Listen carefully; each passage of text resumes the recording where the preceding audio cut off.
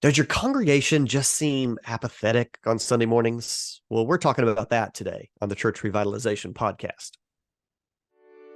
Hello, and welcome to the Church Revitalization Podcast, brought to you by the Malphurs Group team, where each week we tackle important, actionable topics to help churches thrive. And now, here's your hosts, Scott Ball and AJ Matthew. Welcome to the Church Revitalization Podcast. My name is Scott Ball. I'm joined by my friend and co-host, AJ Matthew. AJ, I'm glad to be back on the podcast this week. Missed it last week. Yeah, I'm glad you're back. Everyone's glad you're back. Oh, well, we'll see about that.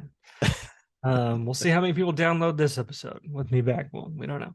We should put that in the title. Scott's back. Scott's back. Episode 188. I really don't think it makes that big of a difference, but I'm glad to be back. Today we're talking about apathy in the church. The question really is, when you look around on a Sunday morning, are people singing along? Mm-hmm. And more than that, do people look engaged? Are they a little, I don't want to say bored. So what's some of the feedback? What's some of the congregational feedback that singing is the big one? What else do you think? This is not even part of it. We haven't even talked about this. I'm just like, what are some of the other ways in which the people up front leading worship can tell whether people are kind of in it or into it or not? Yeah, that can actually be really difficult. Yeah, because especially depending on lighting and things like that. Yeah, depending on lighting, you may not be able to see. So you might think people are with you. Yeah. And then if you're sitting in the congregation, people are they're just not with you. Yeah. They're not with you. I think maybe that's been an interesting thing, having personally, like, used to lead worship, was on staff in church for over a decade. And the sense that you only hear the good stuff. People come up to you, or the really bad stuff. You hear the really good stuff or the bad stuff. People, you did a great job leading worship, or that was a great sermon, or whatever. People don't come up to you and go, I was really bored. I kind of tuned out for like 20 minutes. Yeah. No one's doing that. If you did something really bad, you'll get an email. But the apathy thing, people aren't likely to raise their hand and go, hey, I'm totally disengaged. Yeah. Depends on the church, of course, what the lighting is like. So that's one way. During the sermon, frequently a lighting change. The room is a little bit more generally lit. Pastor can see the congregation better than the worship pastor might be able to see the congregation, depending on your church style. So I guess if he's if he's not reading his sermon, he's able to look up and then try to engage with the congregation. We'll be able to see if people's eyes are closed. Are people connecting? Yeah, looking around the room or not. Yeah. So I guess if you're trying to focus on the speaker, that would be an indication that maybe they're a little bit more engaged. I guess apathy maybe after the fact as well, which you would be super hard pressed to measure. An apathetic Sunday morning experience probably plays out later in the week as well, but it would be harder for you to know that. Yeah, well, and thankfully we're not trying to solve that problem right now. We're just trying to look at how can we break free from people being really apathetic on Sunday morning. And again, to your point, AJ, you may actually need to take some time to maybe a Sunday that if you're the pastor, a Sunday that you're not preaching, or even on a Sunday you are preaching, don't be back in the green room during the worship set. Make sure you're out there with the people and you're looking around, and it's just watch. Maybe go back to that tech booth, stand in the back and see how are people engaging, and don't look just at the front row people who are always into it. Look around. How's it connecting with the whole group? Set up some night vision cameras so you can see what's going on in the dark out there. Yeah. So we're going to try to address this problem today a little bit, but a couple of maybe background introductory points that are worth making. The first one is there might be an assumption. I think there often is an assumption that people are apathetic because we're a highly liturgical or traditional church where we kind of have the same set or maybe even prescribed, depending on your tradition, order of service, and so there's just not a lot of flexibility in there. And so that's the reason why there's nothing you can do about it. People just don't care about it because it's set in stone. And I actually don't think that that's the case.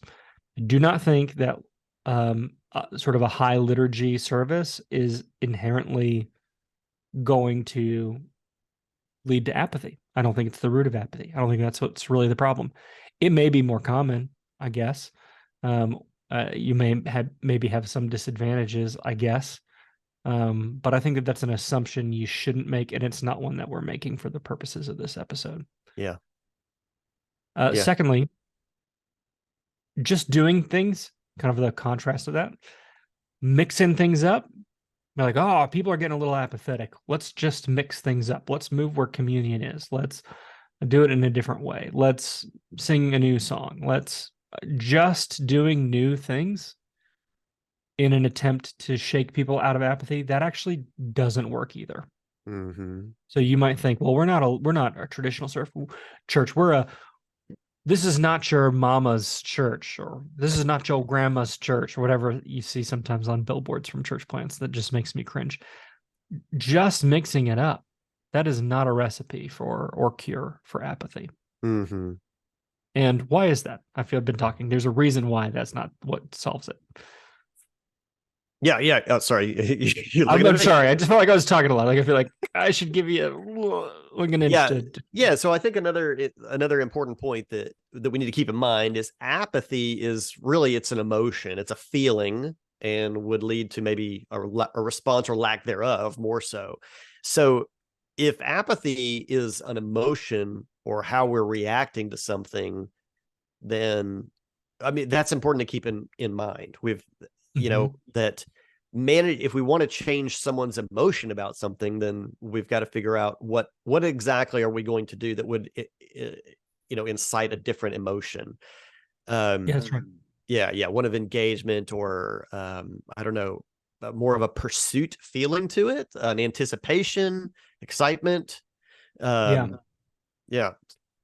I think we would think that this is a bad thing. Like we think, oh, I don't want to be an emotional church. Listen, human beings are emotional creatures. We're guided almost entirely by our emotions.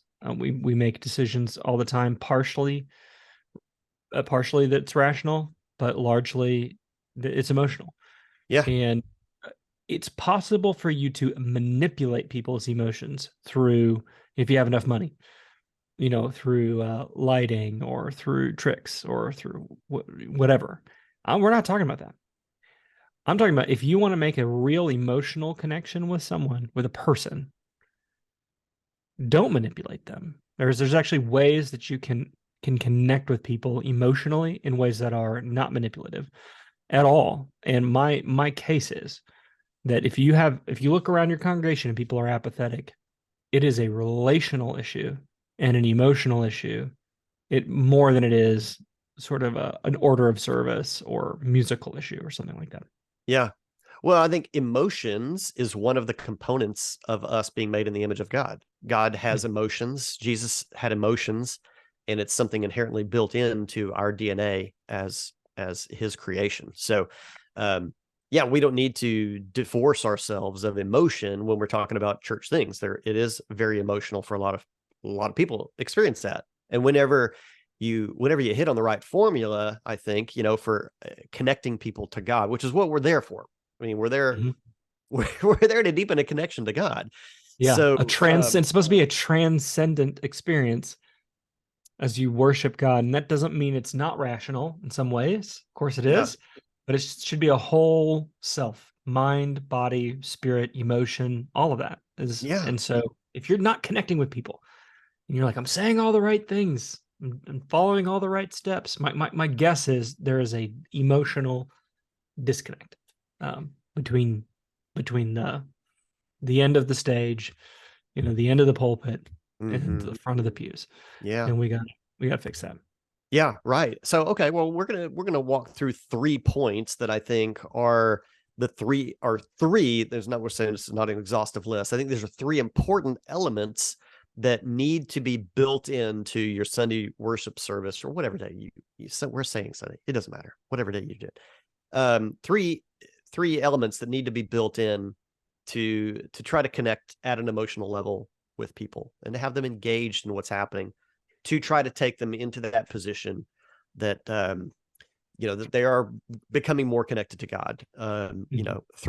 Through praise. When you become connected to God in praise, when you understand the value of who God is, what he has done, and what your position is with him, then you become more connected to God through learning through his word, which does similar things, learning about who he is, what he's done, and what your position is with him. So it's two different ways of coming to similar results, but all of it comes together as a worship experience. So our first one of the three, Scott, is good communication.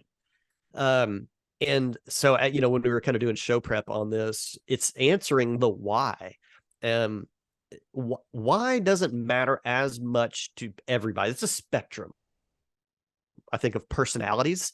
Some people care less about the why, and some people care much more about the why. I'm way over on the far end of why. If I don't understand why something is happening or see it equates me then with value. Yeah, I'm like, what is the value of this? If I don't understand why we're doing it, then it has less value to me. So I think good communication about what we're doing throughout our worship service is really important for a lot of people, I would have to say. So, and this can be simply stated. I think maybe we think, the people that are conducting a worship service, from leadership positions, might feel like something doesn't need to be said or explained, or that you just shouldn't, but it's really okay to. And this is a helpful component when we're talking about non-believers or new believers also, beginning to explain them why. And people then, they kind of err on like a whole other side. Well, we don't need to make this super simple for everybody, because we need to be building up our mature believers as well. I'm like, well, it doesn't take away from them to explain why we're doing something to somebody that wouldn't know. So it can be more engaging for a guest, but there was a lot of rambling to say we need to communicate well still why we're doing what we do, because it'll help people engage better with it. Yeah. A few months ago, I guess it's been several months ago at this point, I was at a church, working with the church. I was there on a Sunday morning, and they were, I'm not trying to start any theological debates here on the podcast. I don't personally ascribe to infant baptism. It's just not me personally. Like I'm a Dunkum kind of guy. But the church that is a non-essential issue for us when Dunk we're babies. No, huh? Don't dunk the babies. You gotta think you're supposed to don't dunk or sprinkle the babies. Yeah, I'm not into infant baptism. Yeah, personally. But that's a non-essential issue for us, and so this particular church that I was with does baptize babies, and I happened to be there on a Sunday where they were baptizing a baby, and watching the way that they did that. Now, there were certain things that, because it's a liturgical church, there were certain things they had to say, certain things that were sort of prescribed to say, certain things the congregation had to say, and all of that happened.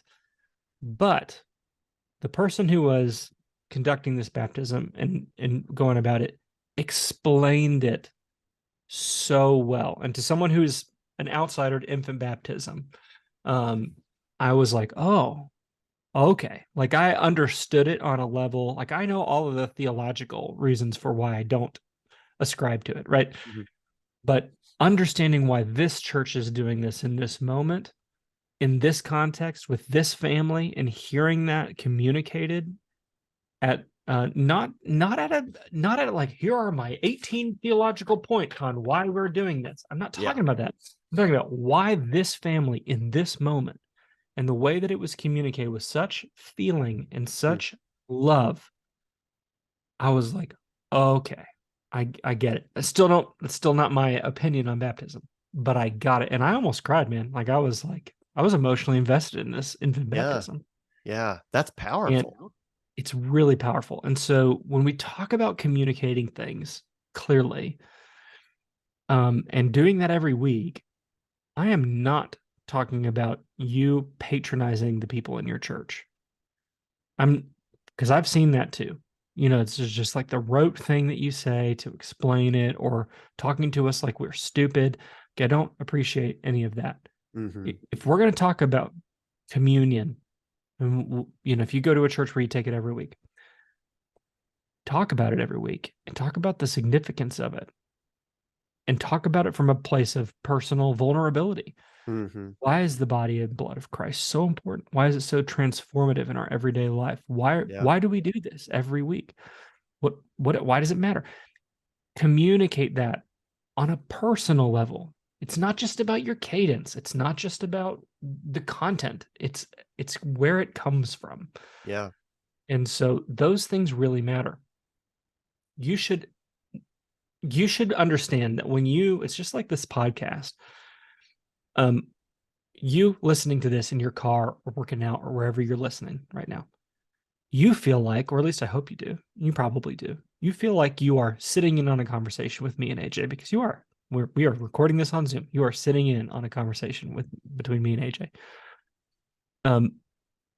You're not aware of or thinking about the hundreds of other people who will listen to this podcast. You're just thinking about yourself. It's a conversation between you and the two of us, AJ and myself. Mm-hmm. When you are speaking from the pulpit, or when you're leading a song, or when you're any of that, when you're up leading, the relationship that you have is not between you and the 100 or 200 or 500 or 1,000 people who are sitting there. The relationship is between you and that person sitting in the second row. Uh-huh. Is between you and that person in row 5 on the left side. That's how people interpret their experience. And so sorry, I know I'm going on and on about this, but the communication piece is so important. You've got to communicate in such a way in which you are communicating to them one-on-one.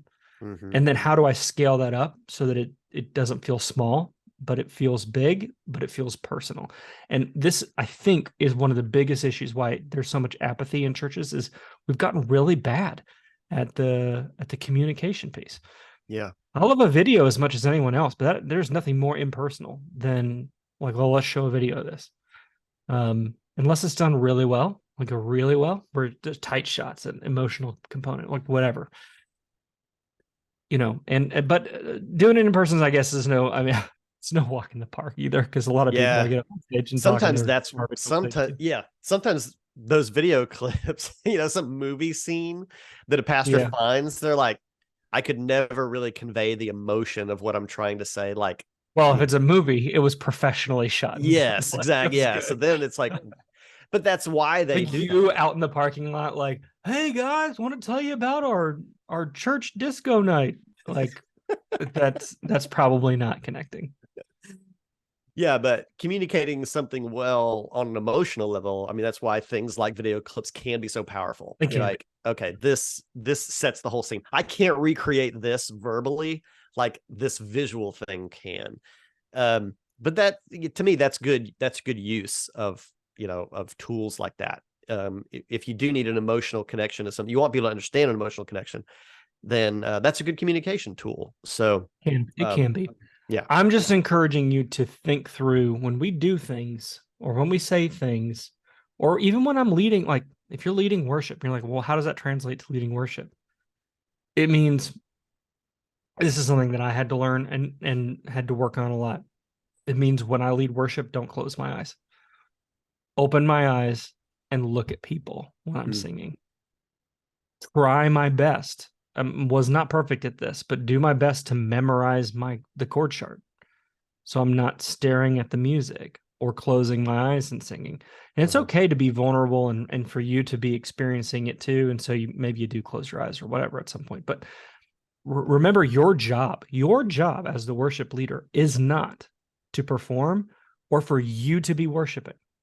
It is for you to be leading someone else in worship. And so the more that you can look at people and engage with them and communicate with them and lead them in the song, it's better. Mm-hmm. Yeah.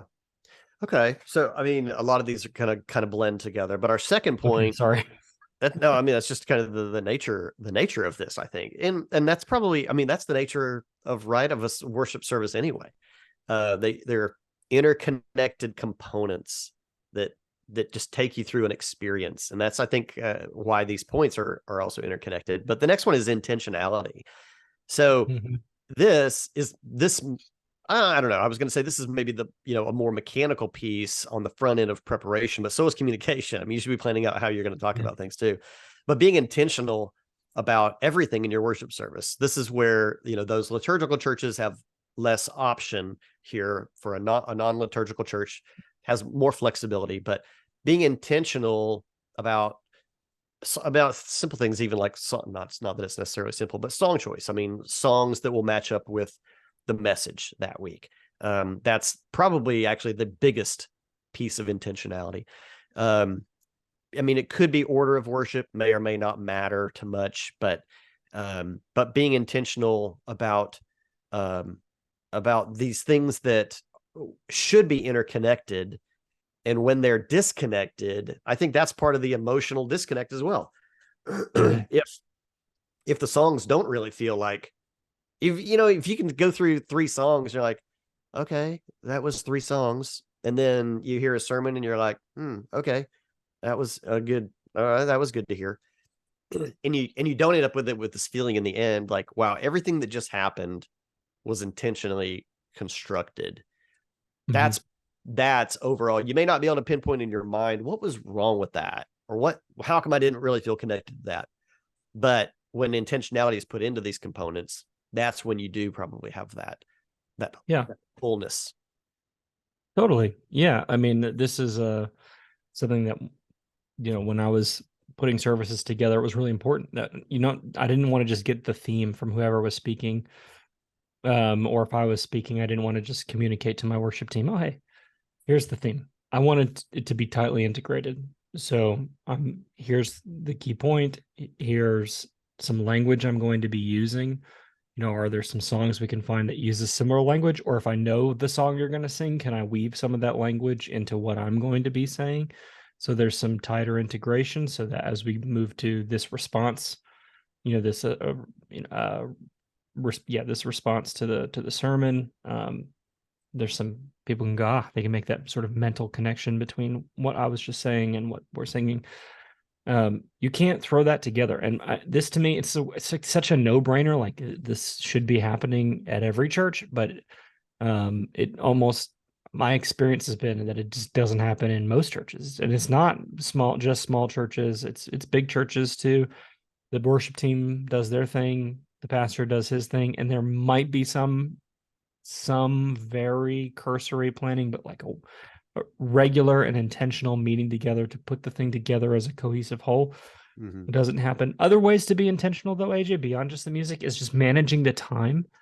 How many times have you been to a service where one thing went long, and then the pastor's trying to get all of his points into the allotted time because he started late, and then he's running long, and then this is happening, and it's just kind of a total train wreck.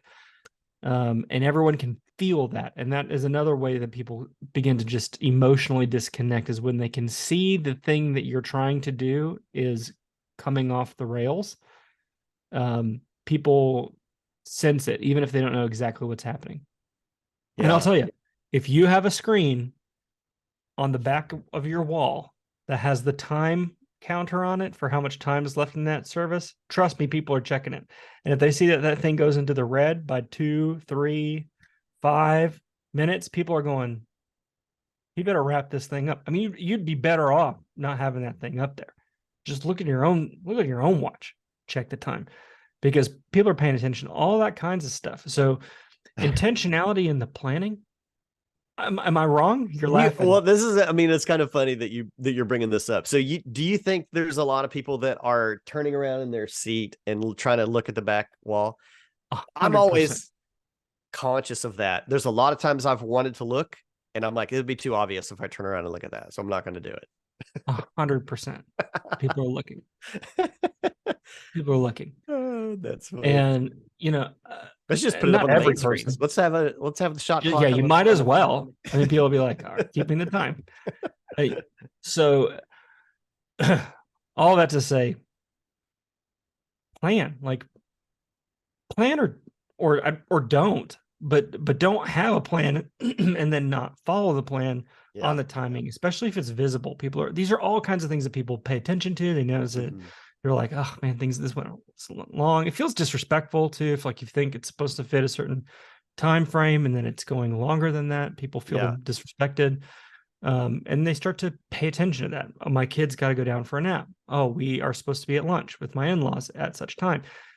All of these things lead to apathy because people then start to think about the thing that you're not wanting them to be thinking about. You're wanting them to. So that intentionality is so important. And it's not because it's a production. It's because you want them focused on the thing you want them focused on, which is glorifying God.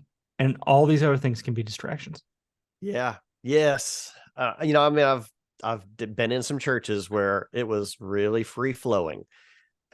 And didn't seem to be a planned end, even like, I don't know, whenever we feel like we're kind of done, we'll be done.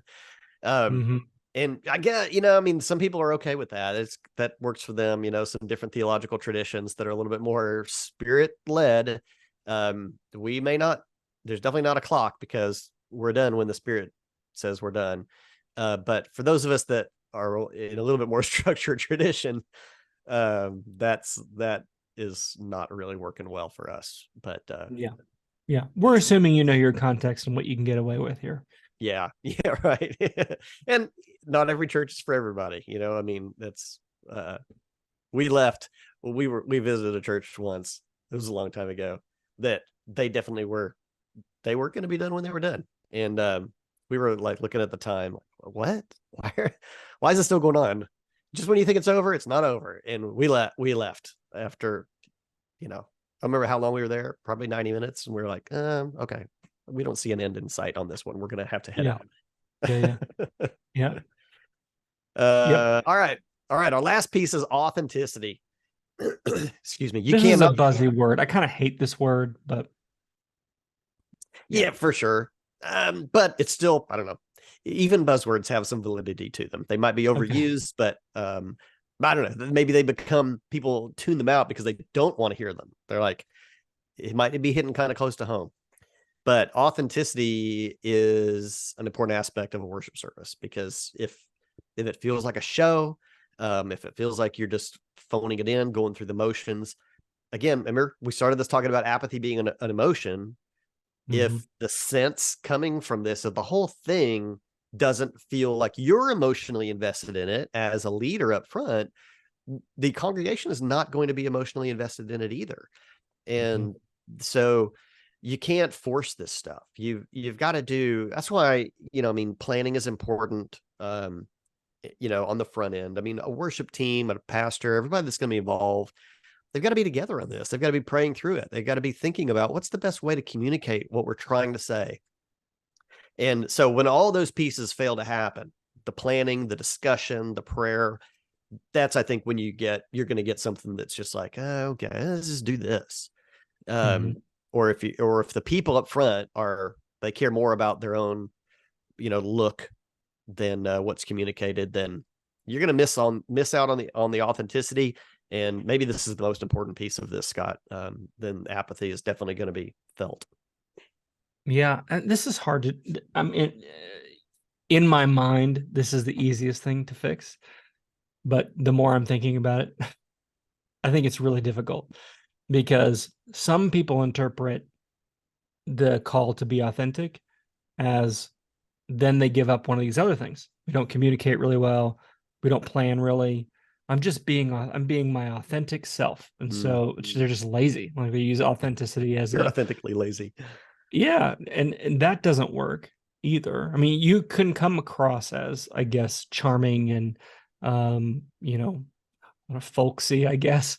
It's very authentic feeling, but it also lacks forethought and planning. And that comes across too. It comes across not just authentic, but amateurish. Yeah. The other end of that spectrum, I think when you are putting a high degree of planning, it's very easy then to fall into the other extreme and going, I want to come across as authentic.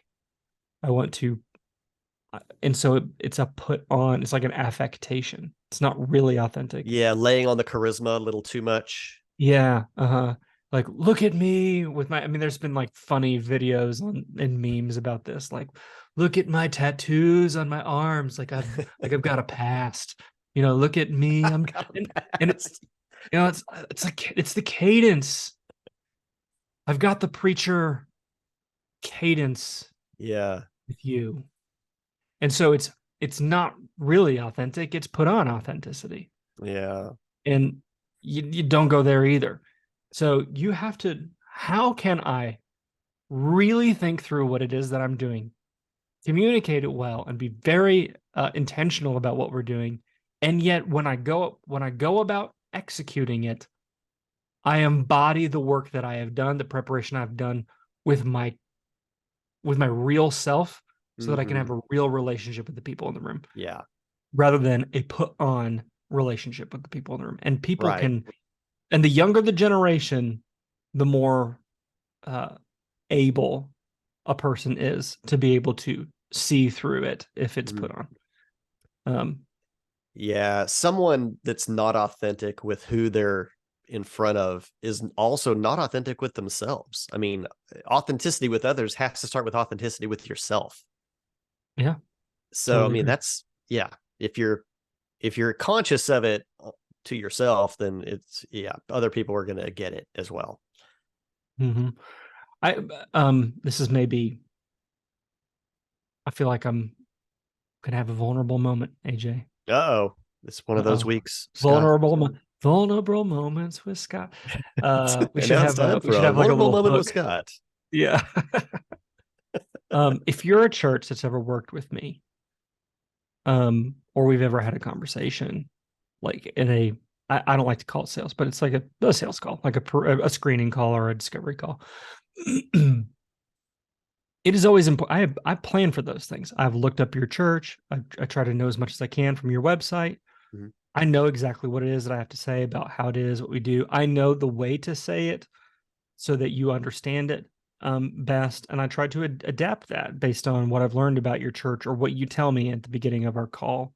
Mm-hmm. At the same time, it is always still really important to me that when I talk to a church, it is not put on. Mm-hmm. I want to make an emotional and relational connection with you when I'm talking with you on the phone.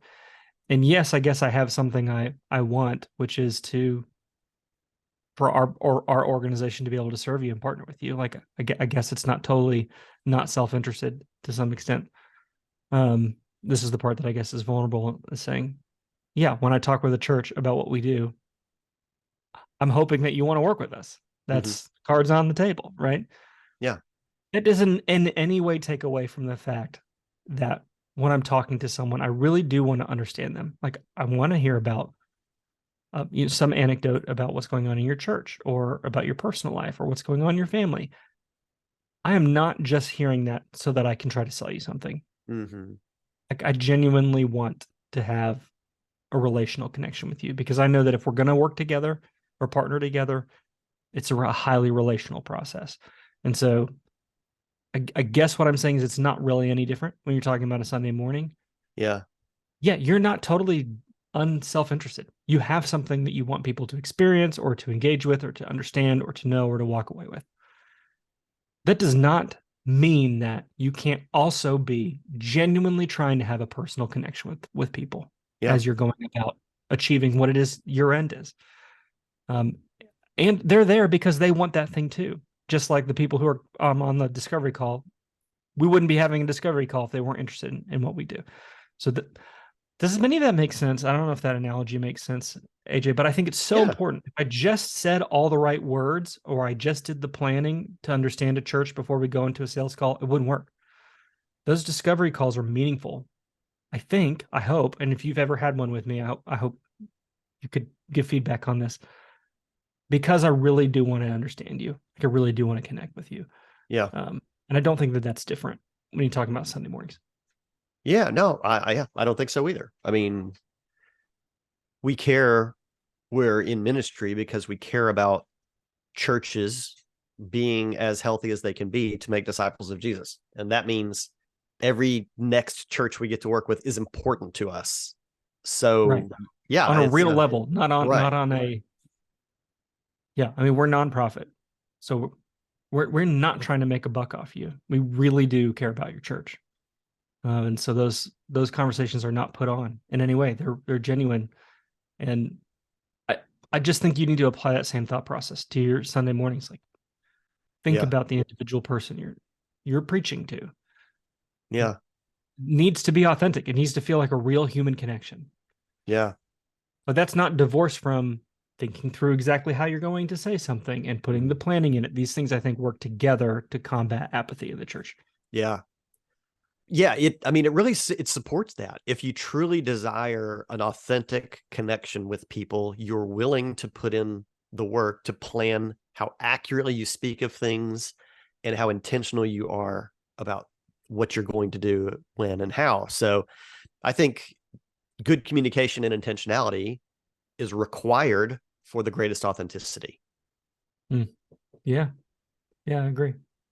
All right. So if you're looking around in your church and you're seeing people like they seem bored out of their minds, or they're just not engaging, they're not singing. So this applies whether you're the pastor preaching, or you're the person hosting, giving the announcements, or you are the person leading worship. You look around and people are not connecting. The solution is not purely let's just change things up. Let's mix things up. You need to recognize that apathy is an emotion. Therefore, the solution has to be emotional and relational. And that, I think, is the biggest takeaway we'd like for you to have if you've got this problem on Sunday mornings. Yeah, for sure. So you know what? Here's what you can do. You can go to malphursgroup.com/188 and you can see today's notes for this topic on apathy. There's a video there. There's a link to YouTube. You can watch me and Scott talk about this. I don't know. Why would they want to do that, Scott? Is that a good idea? Maybe I'm wearing like a very patriotic looking shirt today. Red, white, and blue. You know what you remind me of? Unintentional. Ernie. I got Ernie from Sesame Street. Does he wear a shirt like this? He wore a striped shirt, yeah. But was it these colors? I don't know. I can't really tell on Zoom what colors you got. It's red, white, and blue. Yeah, I don't know what color Ernie's shirt was. This is my standard 4th of July shirt. It's April, but be sporting this thing on July 4th probably. Yeah. Oh, there you go. That's worth. I tell you what, in case you don't know this, YouTube is free. You can go. It doesn't cost you anything. You go there and click on that. And hey, while you're over there at malphursgroup.com, though, in the upper right-hand corner, there's a button that says donate. If you click it, it does not automatically take money out of your account. It's just going to give you some more information. But our international ministry is exploding, and we cannot keep up with the demand for services around the world at our current funding level. We need you to help us to increase that. So read up on that a little bit. Talk with me, and let's see if it's the right fit for your church on your global missions goals, that we can help you reach those goals by helping churches get healthy. Thanks for being with us, and Scott and I will be back together again next week. See you there.